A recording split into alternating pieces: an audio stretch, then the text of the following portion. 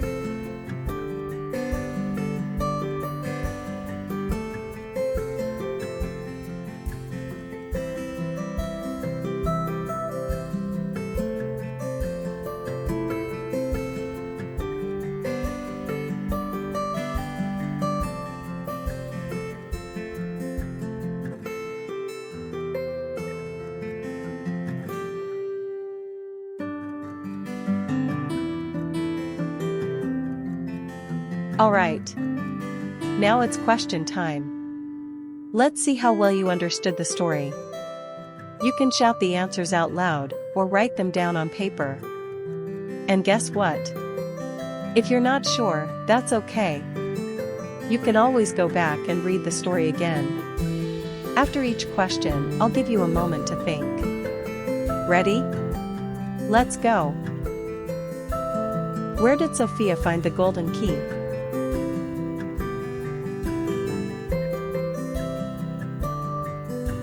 What did Sophia open with the key?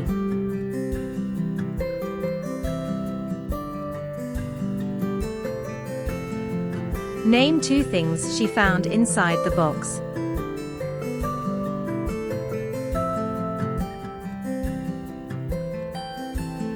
What was written on the paper?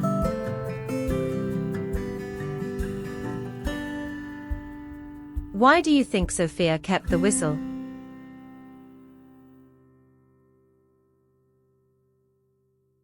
Fantastic reading, everyone. Keep practicing every day. Reading helps you discover new worlds, just like Sophia did in her grandmother's garden. Don't forget to like, share and subscribe for more reading. Thank you.